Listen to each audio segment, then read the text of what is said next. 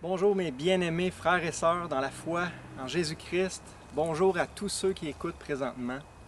Ça va être une réunion du dimanche matin différente. Comme vous le voyez, j'ai décidé d'enregistrer ça en pleine nature. Et vous allez comprendre pourquoi dans quelques instants ça va bien avec mon sujet. Pour commencer, j'aimerais ça vous poser une question existentielle, une question à 100 piastres qu'on pourrait dire. Êtes-vous heureux?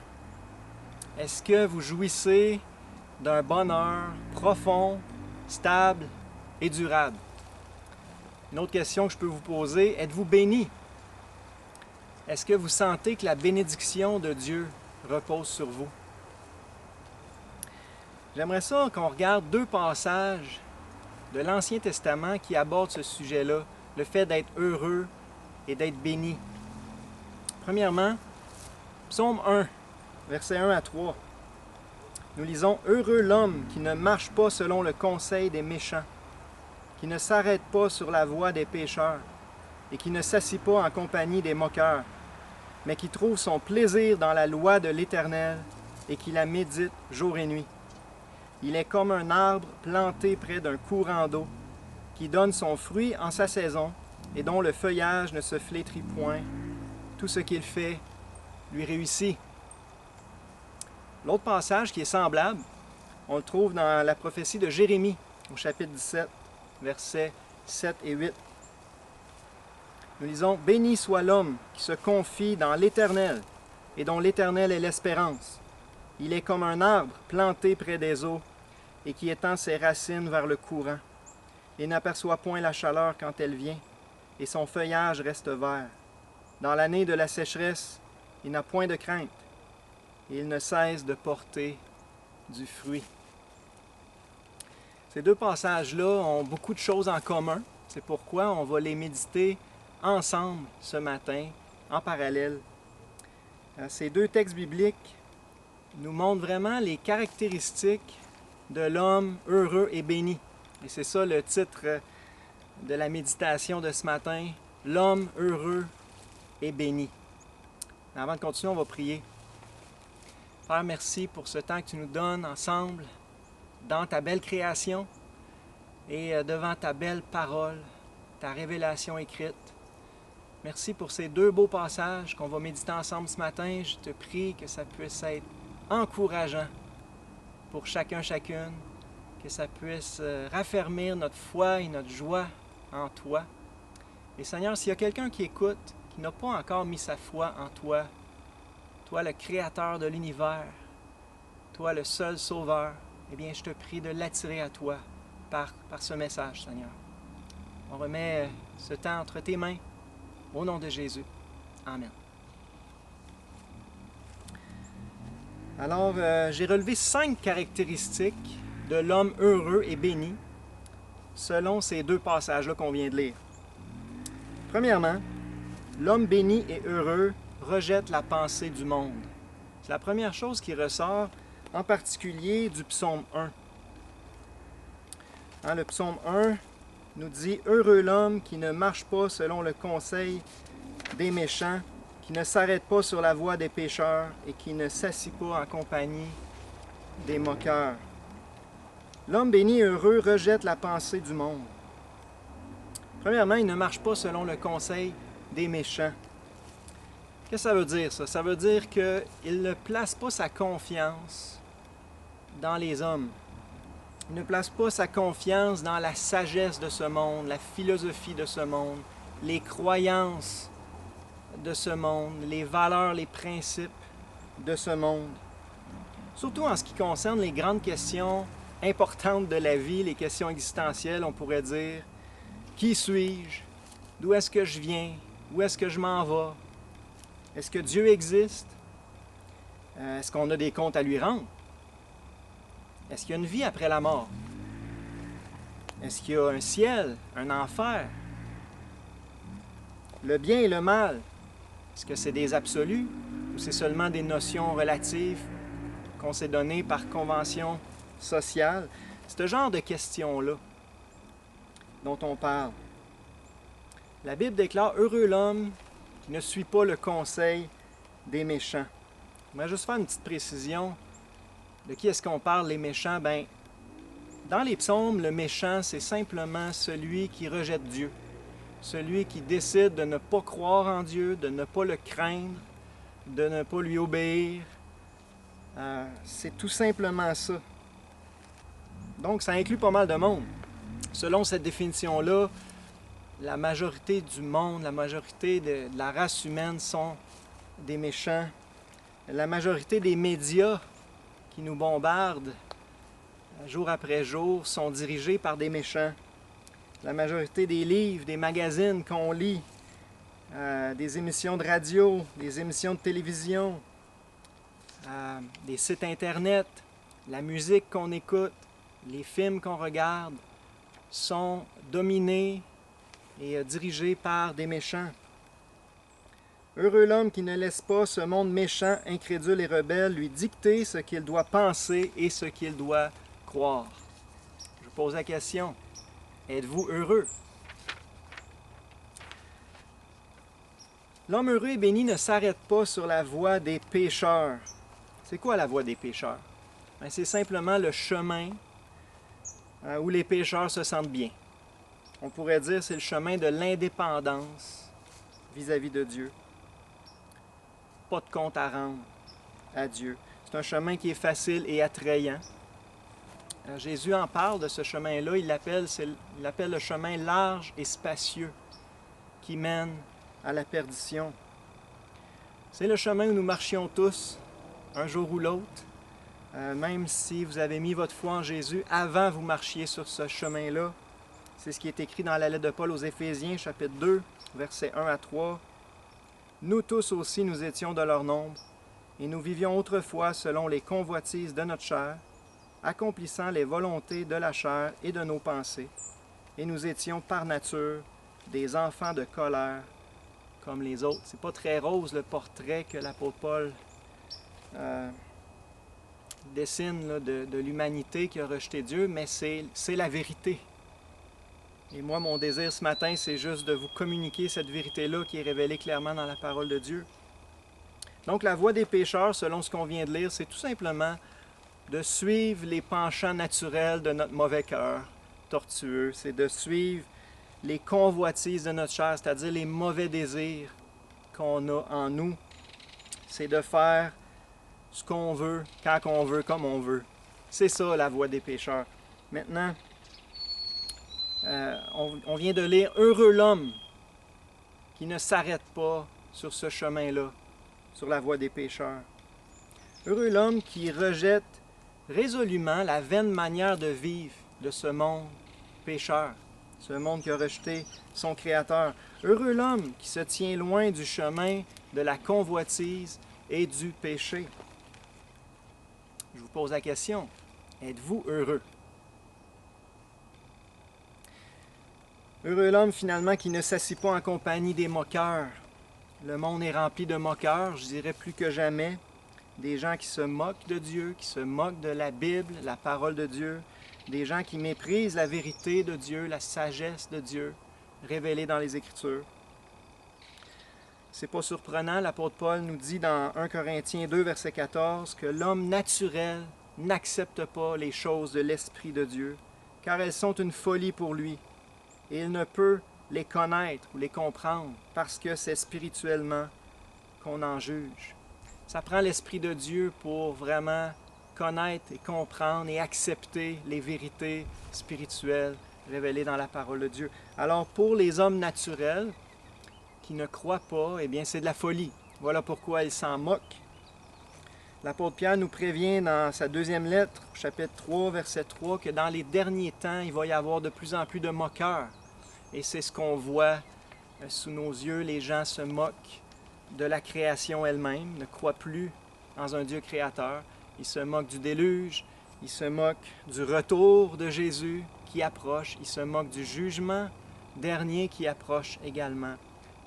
Ils se moquent finalement d'à peu près toutes les vérités importantes révélées dans la parole de Dieu. Maintenant, si vous voulez être heureux, la Bible déclare « Heureux l'homme qui ne s'assit pas en compagnie des moqueurs. » Tenez-vous loin des moqueurs, séparez-vous d'eux. Donc, si on résume notre premier point, « Heureux l'homme qui ne marche pas selon le conseil des méchants, qui qui ne s'arrête pas sur la voie des pécheurs et qui ne s'assit pas en compagnie des moqueurs. En d'autres mots, l'homme heureux et béni rejette en bloc la pensée et le mode de vie du monde. L'homme béni et heureux ne laisse pas le monde, et en particulier les médias de ce monde, lui dicter ce qu'il doit penser et ce qu'il doit croire. Maintenant, deuxième caractéristique de l'homme heureux et béni, selon notre passage, l'homme béni et heureux recherche la pensée de Dieu.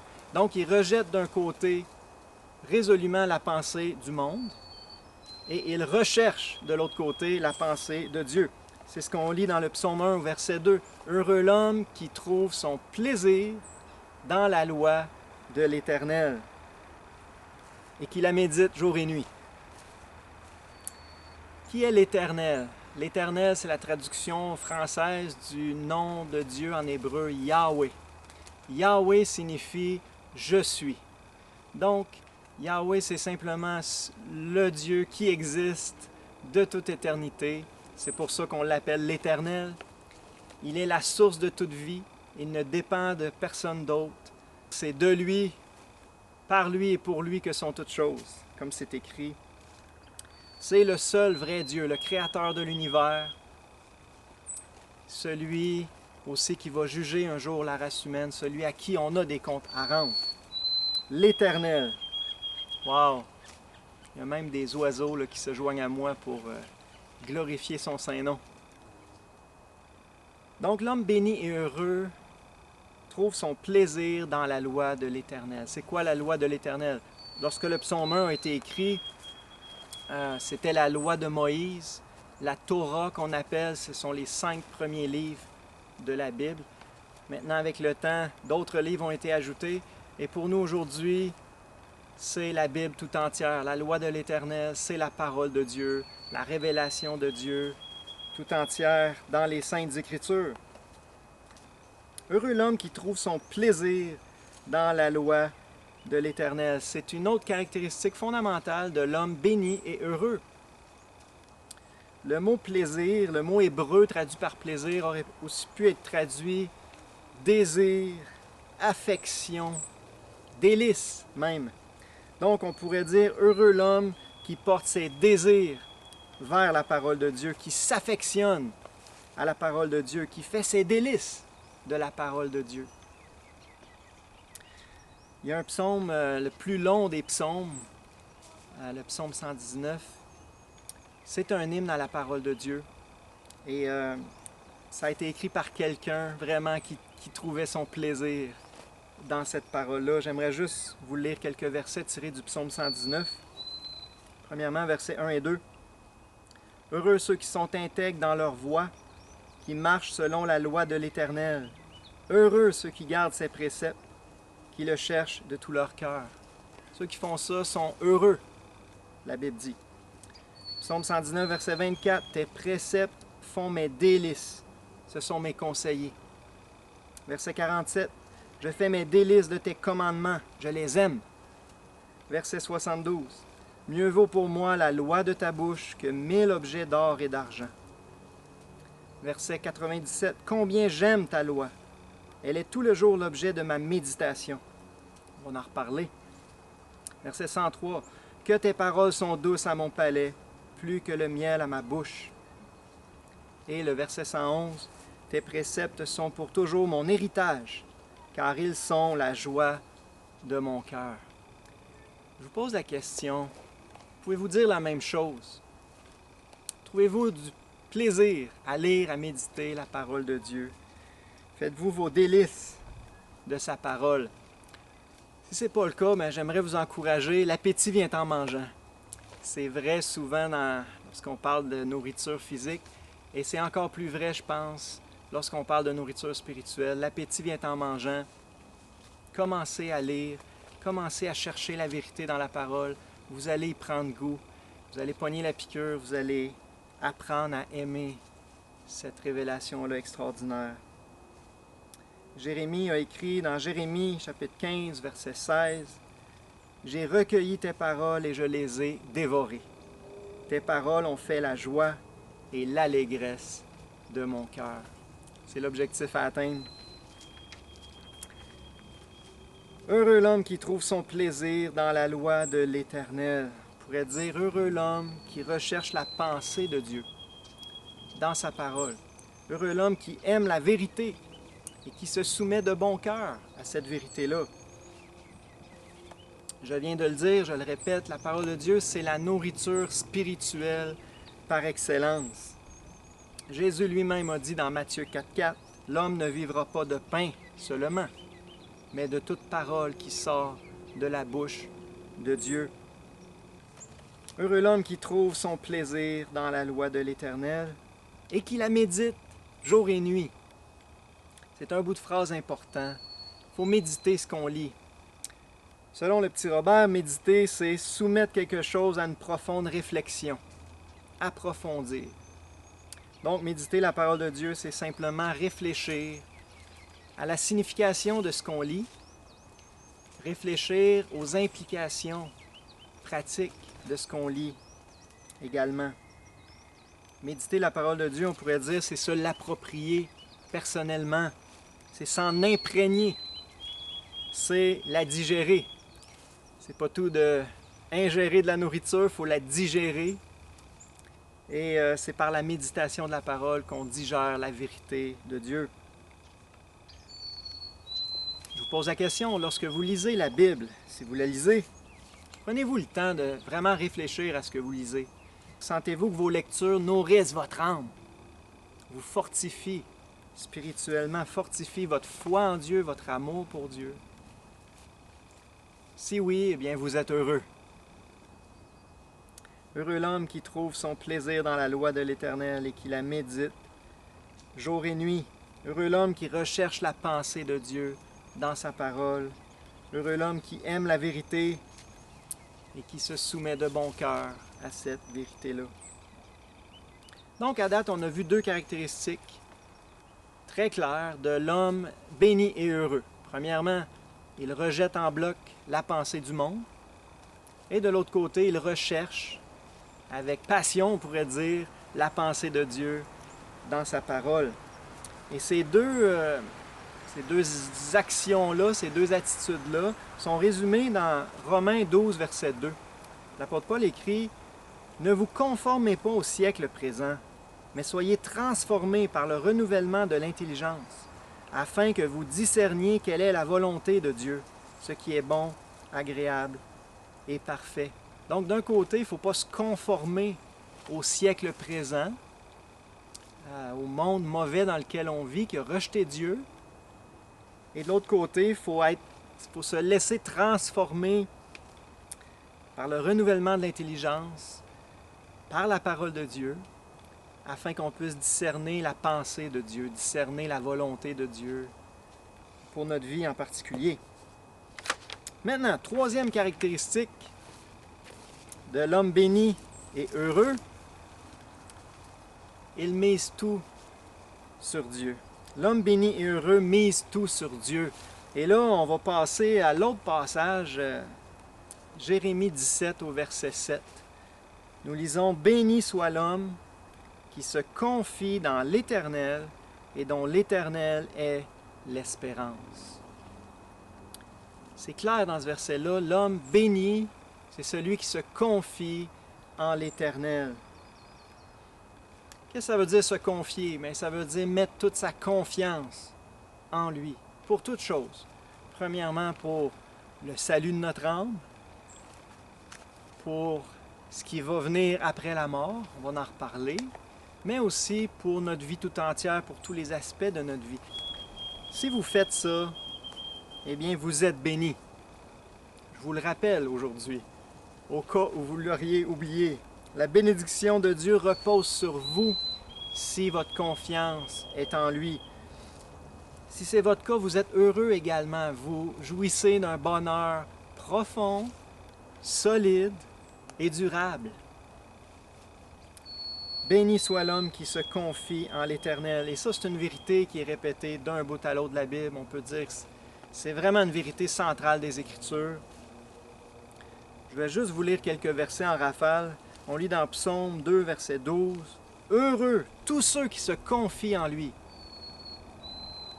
Psaume 34, verset 9, « Sentez et voyez combien l'Éternel est bon. Heureux l'homme qui cherche en lui son refuge. » Psaume 84, verset 13, « Éternel des armées, heureux l'homme qui se confie en toi. » Proverbe 16, verset 20, « Celui qui se confie en l'Éternel est heureux. »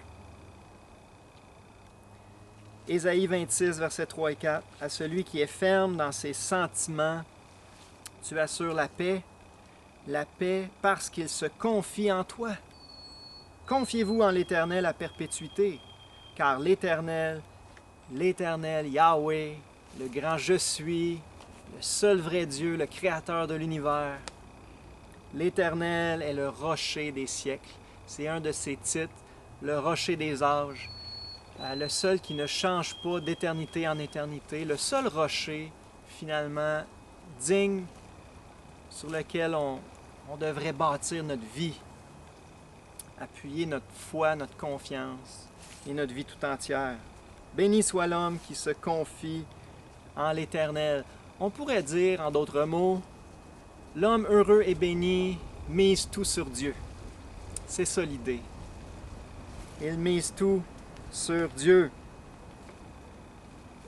J'aimerais peut-être que tu m'écoutes ce matin et tu dis, moi, je ne suis pas rendu là. Je ne suis pas prêt à croire dans ton Dieu, là, Yahweh, l'Éternel, le Dieu de la Bible. Je ne suis pas encore prêt à croire en lui. Ben, j'aimerais juste ça te dire que si ta confiance n'est pas en l'Éternel, elle est forcément dans des hommes. Soit elle est en toi-même, comme la majorité des gens de nos jours. Leur confiance est en soi-même, c'est eux qui décident qu'est-ce qui est vrai, qu'est-ce qui est faux, qu'est-ce qui est bien, qu'est-ce qui est mal, qu'est-ce qu'ils veulent faire de leur vie, qu'est-ce qu'ils ne veulent pas faire de leur vie. Ils sont leur propre Dieu, leur propre référence de vérité, de sagesse. Ils ne rendent pas de compte à personne d'une façon. Si c'est le cas, eh bien votre confiance est en vous-même. Puis je veux juste vous rappeler ce matin une vérité toute simple, c'est que vous êtes un homme. Puis je ne l'ai pas dit encore, là, mais depuis le début, je parle de l'homme, ok, mais c'est dans le sens être humain.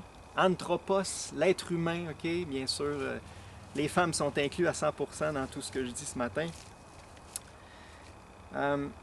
Soit votre confiance est en l'Éternel, soit elle est dans l'homme.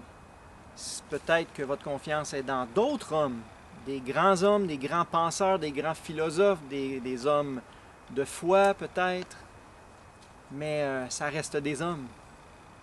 C'est intéressant de voir que juste dans 2 versets plus haut, juste avant d'avoir dit « Béni soit l'homme qui se confie dans l'Éternel », Jérémie déclare au verset 5 « Ainsi parle l'Éternel, maudit soit l'homme qui se confie dans l'homme, qui prend la chair pour appui et qui détourne son cœur de l'Éternel. Il est comme un misérable dans le désert, et il ne voit point arriver le bonheur. » Ce sont des paroles dures, des paroles sévères, mais des paroles de vérité. Puis j'essaie de vous les communiquer avec le plus d'amour, de douceur et de respect que je peux ce matin, mais ça reste la vérité. Si votre confiance n'est pas dans l'Éternel, elle est forcément dans des hommes, que ce soit vous-même ou d'autres hommes. Et Dieu déclare « Maudit soit l'homme qui se confie dans l'homme ». Si c'est votre cas, vous êtes sous la malédiction de Dieu. C'est très sérieux. Et comme on vient de lire, vous êtes misérable. Du point de vue spirituel, vous êtes misérable et vous habitez dans un désert. Vous ne goûterez jamais le vrai bonheur tant que votre confiance est dans des hommes. Ce sont des avertissements très sérieux que je vous encourage à prendre au sérieux si votre confiance n'est pas encore en l'Éternel, le Dieu de la Bible. Donc, béni soit l'homme qui se confie en l'Éternel et dont l'Éternel est l'espérance. Je vous pose la question, quelle est votre espérance? Quel est votre espoir dans la vie? Avez-vous une espérance, premièrement? Que va-t-il advenir de votre espérance le jour où on va vous annoncer que vous avez le cancer en phase terminale? Que va-t-il advenir de votre espérance le jour de votre mort? Est-ce que votre espérance va s'envoler avec vous? Si votre espérance se limite à être en bonne santé, à avoir du bon temps, à avoir une bonne job, un bon salaire, à avoir une belle femme, de beaux enfants, des belles vacances chaque année, une belle retraite au bout de la vie. Si votre espérance se résume à ces choses-là, j'aimerais vous dire, en tout respect, vous êtes malheureux et vous êtes misérable. Pourquoi? Parce que toutes ces choses-là sont profondément éphémères, fragiles et de courte durée. Jésus nous fait réfléchir dans l'Évangile de Matthieu, verset 16, verset 26, Jésus a dit « Que servirait-il à un homme de gagner tout le monde s'il perd son âme? » C'est une question rhétorique. La réponse, c'est « ça ne sert à rien ». Ça ne sert à rien de profiter du monde au maximum. Tout ce que je viens de nommer, si au bout du compte, on perd notre âme, puis on arrive devant Dieu, puis on est condamné à une éternité de malédiction séparée de lui, ça ne sert à rien. Salomon, qui est un grand homme de sagesse, il a tout essayé, lui, dans sa vie. Il a profité de la vie vraiment au maximum. C'était le roi d'Israël, il pouvait se le permettre. Puis, savez-vous, c'est quoi sa conclusion? Il nous le relate dans le livre de l'Ecclésiaste, dans la Bible. Sa conclusion, c'est « Vanité des vanités, dit l'Ecclésiaste, tout est vanité. » Jacques a écrit dans Jacques 4, verset 14, « Qu'est-ce que votre vie? Vous êtes une vapeur qui paraît pour un peu de temps et qui ensuite disparaît. » Si votre espérance se limite à votre vie terrestre et aux petits plaisirs de la terre, c'est triste, mais vous êtes misérable. Jérémie déclare « Béni soit l'homme dont l'Éternel est l'espérance. » Béni soit l'homme qui place son espoir en Dieu. Et il y a plein d'autres versets semblables. Je vais vous en lire juste deux. Psaume 146, verset 5. « Heureux celui qui a pour secours le Dieu de Jacob ou le Dieu d'Israël. Heureux celui qui met son espoir en l'Éternel, son Dieu. » Vous allez être heureux si vous mettrez votre espoir en l'Éternel. Ésaïe 30, verset 18. « L'Éternel est un Dieu juste. Heureux tous ceux qui espèrent en lui. » Heureux tous ceux qui espèrent en lui. Pourquoi? Bien précisément parce que son nom, c'est l'Éternel. C'est le Dieu d'éternité, qui possède en lui-même la vie éternelle et qui désire la partager avec nous, qui désire donner la vie éternelle à tous ceux qui se confient en lui. C'est la bonne nouvelle de la Bible. Existe-t-il quelque chose de plus important pour l'homme fragile, mortel que nous sommes, que d'avoir l'assurance de la vie éternelle? Je ne crois pas. Jean 3, verset 16. « Dieu a tant aimé le monde. » Puis vous êtes inclus là-dedans. Vous pouvez mettre votre nom. Dieu vous a tant aimé qu'il a donné son Fils unique, Jésus, afin que quiconque croit en lui ne périsse pas, mais qu'il ait la vie éternelle. Quiconque croit en lui va avoir la vie éternelle. Jean 3, 36, « Celui qui croit au Fils a la vie éternelle. Celui qui ne croit pas au Fils ne verra pas la vie, mais la colère de Dieu demeure sur lui. » Et un dernier verset, Jean 5, verset 24. Jésus dit, « En vérité, je vous le dis, celui qui écoute ma parole et qui croit à celui qui m'a envoyé a la vie éternelle. Il ne vient point en jugement, mais il est passé de la mort à la vie. » L'homme heureux et béni met sa confiance en l'Éternel, met son espoir en l'Éternel, met son espoir dans la vie éternelle que Dieu lui a promise. en échange de sa foi en Jésus-Christ, son Fils, le seul Sauveur. Quatrième caractéristique de l'homme béni et heureux, l'homme béni et heureux reste serein au milieu des épreuves. On voit ça dans Jérémie 17, au verset 8. Je vais quand même relire le verset 7. « Béni soit l'homme qui se confie dans l'Éternel, et dont l'Éternel est l'espérance. Il est comme un arbre planté près des eaux, et qui étend ses racines vers le courant. Il n'aperçoit point la chaleur quand elle vient, et son feuillage reste vert. Dans l'année de la sécheresse, il n'a point de crainte. » C'est pour ça que j'ai décidé d'enregistrer ce message dans la nature. C'est à cause des images là, qu'on va voir maintenant dans les prochaines minutes. L'homme béni et heureux est décrit ici comme étant comme un arbre planté près d'un courant d'eau. On trouvait la même image dans le psaume 1, verset 3. Hein? L'homme qui trouve son plaisir dans la parole de Dieu, il est comme un arbre planté près d'un courant d'eau. Donc exactement la même image qui est employée dans les deux textes. Dans Jérémie 17, le courant d'eau, c'est l'Éternel lui-même. Et dans le psaume 1, le courant d'eau, c'est la loi de l'Éternel ou la parole de Dieu. Les deux sont étroitement liés. Les deux sont inséparables. Dieu est inséparable de sa parole et on ne peut pas prétendre croire en Dieu et recevoir Dieu si on rejette sa parole. Ça ne fait aucun sens. Il est comme un arbre planté près des eaux et qui étend ses racines vers le courant. Quelle belle image! Quelle belle image de l'homme béni et heureux. Ce qui abreuve l'arbre et le fait prospérer, ce n'est pas l'eau qu'il puise en lui-même. L'arbre n'a pas d'eau en lui-même.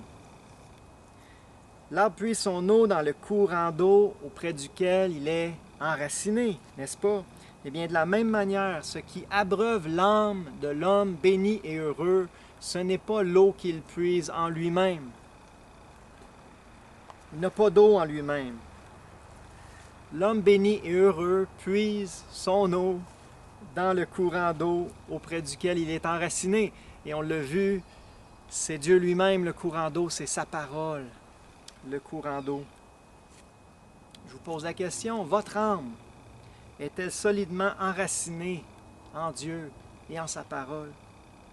Votre âme s'abreuve-t-elle à la source d'une relation personnelle avec le Dieu vivant et vrai? Votre âme s'abreuve-t-elle à la source pure de la vérité révélée dans les Saintes Écritures? Si oui, eh bien la Bible déclare haut et fort, vous êtes bénis. Vous êtes bénis. La bénédiction de Dieu repose sur vous. Vous êtes heureux. Vous jouissez d'un bonheur solide et durable. Parce que vos racines sont plantées à bonne place, près du courant d'eau. Si ce n'est pas votre cas, la Bible déclare clairement, vous êtes maudits. Vous êtes sous la malédiction de Dieu. Vous êtes misérables. Vous ne goûterez pas le bonheur. C'est sérieux. La Bible dit que vous ressemblez à un arbre qui essaie de puiser son eau en lui-même. Il n'y a pas d'eau en vous-même. Ou vous êtes un arbre qui essaie de puiser son eau dans le désert. Il n'y a pas d'eau dans le désert de ce monde. Si on relit le verset de tantôt dans Jérémie 17, verset 5, nous lisons « Maudit soit l'homme qui se confie dans l'homme, qui prend la chair pour appui et qui détourne son cœur de l'Éternel. Il est comme un misérable dans le désert. Il ne voit point arriver le bonheur. Il habite les lieux brûlés du désert. L'homme qui se confie en l'Éternel est comme un arbre planté près des eaux et qui étend ses racines vers le courant. » Le secret de l'homme béni et heureux, c'est qu'il étend ses racines vers le courant d'eau, vers Dieu, vers sa parole.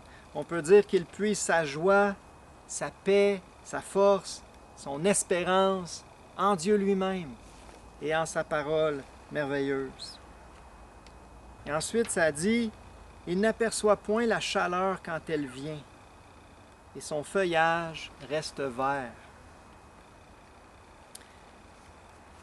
L'homme qui se confie en l'Éternel, son feuillage reste vert. La même image était employée encore là dans le psaume 1. Psaume 1, verset 3. Il est comme un arbre planté près d'un courant d'eau, qui donne son fruit en sa saison, on va y revenir, et dont le feuillage ne se flétrit point. Un autre beau passage qui donne la même image, c'est le psaume 92, verset 13 à 15. Les justes croissent comme le palmier, ils s'élèvent comme le cèdre du Liban. Plantés dans la maison de l'Éternel, ils prospèrent dans les parvis de notre Dieu. Ils portent encore des fruits dans la vieillesse. Ils sont pleins de sève et verdoyants. Un arbre en bonne santé, ça se remarque assez facilement. C'est beau à voir. Si c'est un feuillu, bien sûr, eh bien c'est revêtu d'un beau feuillage vert. Eh bien, de la même manière, un homme qui est en bonne santé spirituelle, un homme dont l'âme est solidement enracinée en Dieu et en sa parole, ça va se remarquer assez facilement. C'est beau à voir. La bénédiction de Dieu repose sur lui. Puis on ne parle pas de bénédiction matérielle ici. On ne veut pas dire qu'il va être riche et prospère matériellement. On parle vraiment de la prospérité de son âme. Il jouit d'un bonheur solide et durable, cet homme-là. Il rayonne par ses paroles, sa conduite, sa foi, son amour, sa pureté, sa joie, sa paix. Voilà le feuillage vert de l'homme dont les racines sont plantées en Dieu. On pourrait dire que la qualité de sa vie se distingue nettement de celle des gens du monde autour de lui. Matthew Henry, qui est un commentateur biblique des années 1600, imaginez, ça fait très longtemps de ça, en commentant ce verset-là, il a dit « Ils fleurissent à la fois dans l'approbation extérieure et le bien-être intérieur. Ils se considèrent eux-mêmes joyeux et ils sont beaux aux yeux des autres. » Donc ça décrit les hommes qui se confient en l'Éternel, qui mettent en l'Éternel leur espérance. Il est comme un arbre planté près des eaux et qui étend ses racines vers le courant. Il n'aperçoit point la chaleur quand elle vient et son feuillage reste vert. J'aimerais qu'on médite quelques instants sur ce bout de phrase-là. Il n'aperçoit pas la chaleur quand elle vient. Les journées d'été en Israël, la chaleur peut atteindre des niveaux très accablants. Le soleil de plomb, uni au vent brûlant du désert, peut être très nocif pour les arbres. Les arbres qui ne sont pas bien irrigués par leurs racines peuvent facilement sécher. Le soleil représente les épreuves de la vie. Ça peut être très varié, la perte d'un emploi, une maladie, un conflit interpersonnel, la moquerie des autres, l'opposition des autres. Donc c'est une vérité importante ici à souligner. La chaleur brûlante de l'épreuve ou de la persécution risque fort de faire sécher l'âme de l'homme qui n'est pas bien enraciné en Dieu et en sa parole. Mais l'homme dont les racines sont bien irriguées par Dieu et par sa parole, celui-là, comme on le lit dans notre verset, celui-là n'aperçoit point la chaleur quand elle vient. Celui-là n'est pas desséché par le soleil de l'épreuve. Au contraire, l'épreuve va contribuer à le faire grandir spirituellement.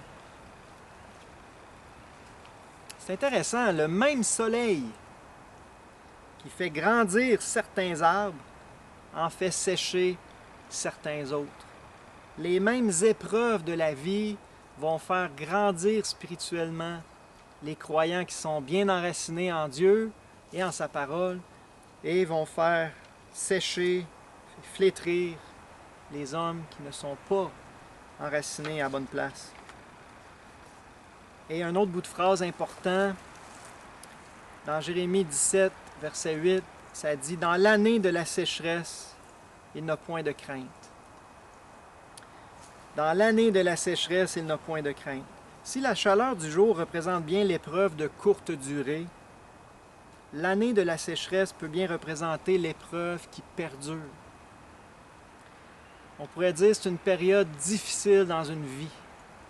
C'est une épreuve qui s'étend sur plusieurs mois et même plusieurs années.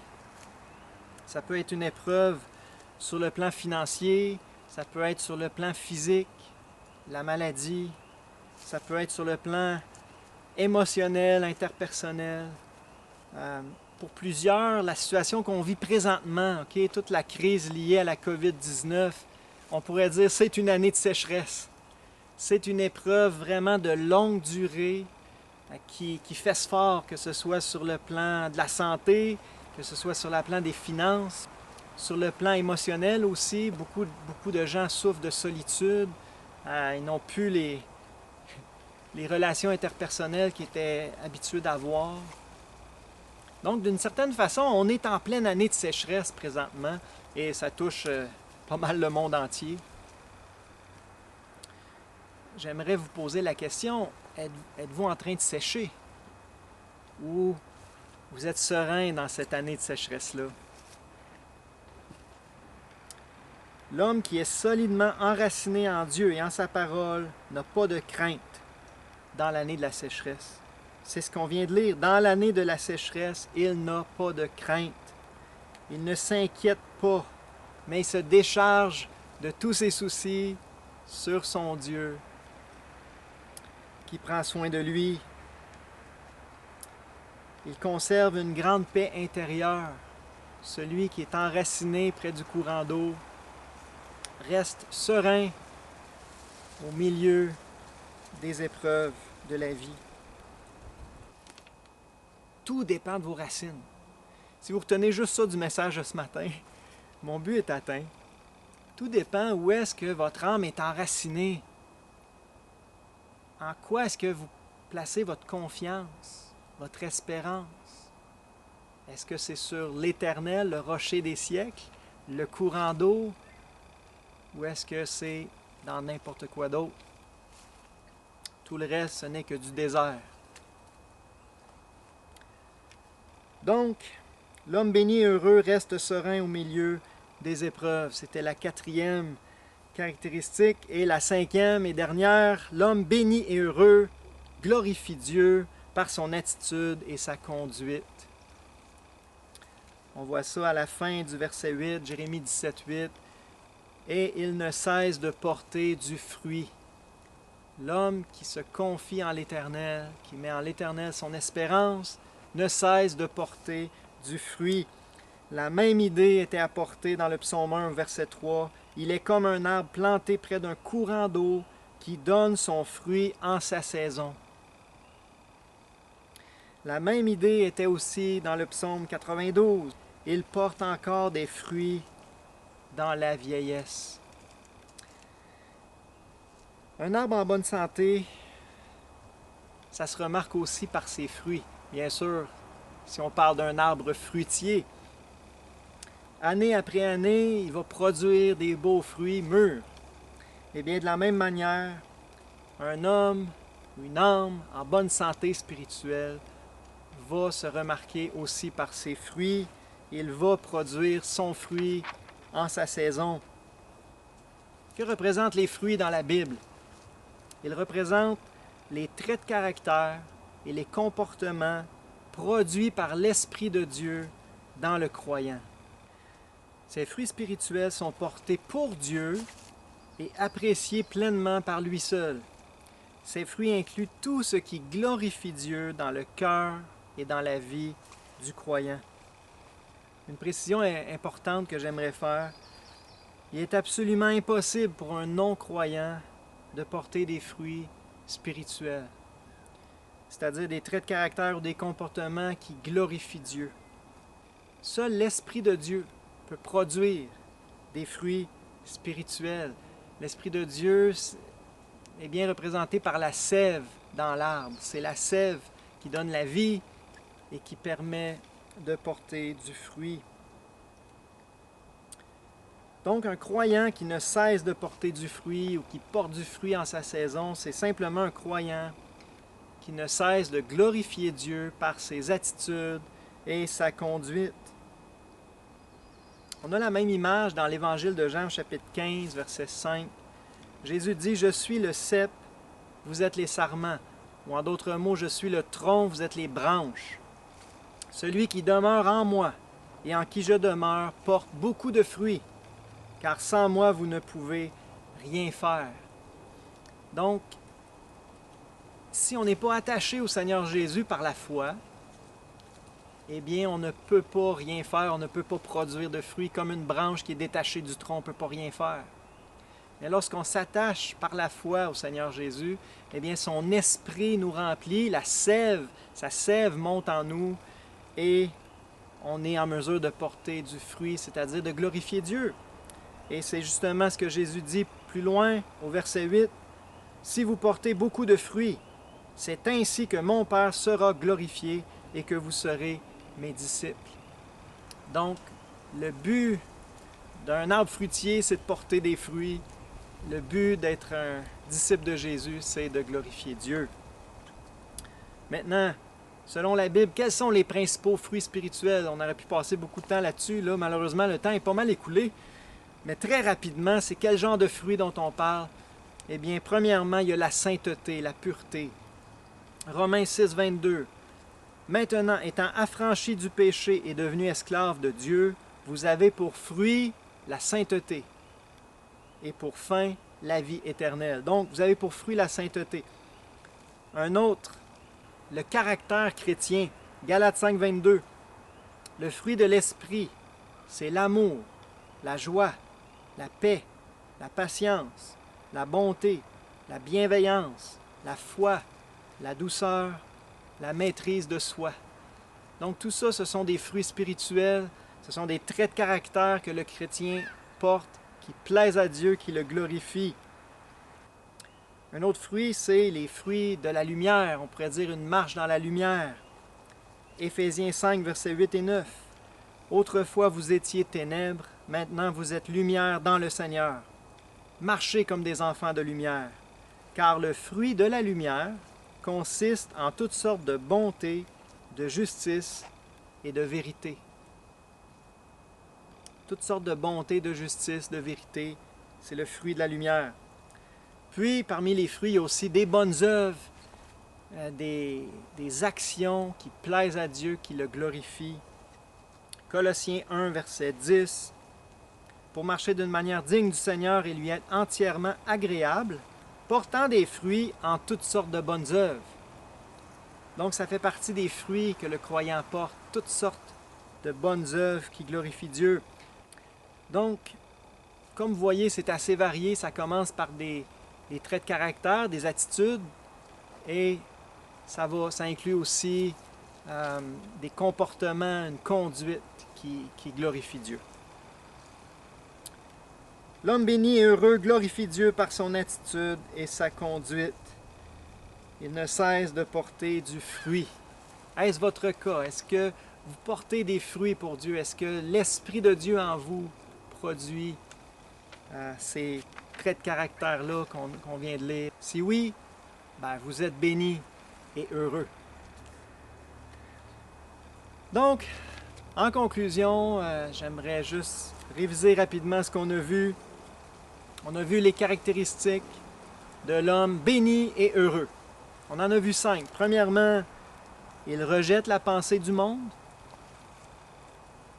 De l'autre côté, il recherche la pensée de Dieu dans sa parole, principalement. On a vu qu'il mise tout sur Dieu, il se confie en Dieu, il place en Dieu son espérance. L'homme béni et heureux reste serein au milieu des épreuves, que ce soit la chaleur du jour ou l'année de la sécheresse. Puis il glorifie Dieu par son attitude et sa conduite. Il ne cesse de porter des fruits spirituels. Si vous êtes croyant, j'aimerais vous rappeler aujourd'hui que vous êtes bénis. Vous êtes heureux. Peut-être que vous ne vous sentez pas béni, vous ne vous sentez pas heureux, mais la Bible déclare haut et fort que vous l'êtes. Alors croyez-le, puis si vous voulez en jouir plus, eh bien faites juste plonger vos racines un peu plus profondément dans le courant d'eau. Prenez plus de temps de qualité avec Dieu dans sa parole, pour vous abreuver de lui, et vous allez le ressentir de plus en plus. Et si vous n'avez pas placé votre foi en Dieu encore, si vous n'avez pas cru dans son Fils, Jésus-Christ, je vous en supplie, prenez ça au sérieux. Parce que si la Bible est vraie, eh bien la Bible dit que vous êtes sous la malédiction de Dieu. Vous êtes comme un misérable dans le désert. Le seul espoir se trouve en Jésus-Christ.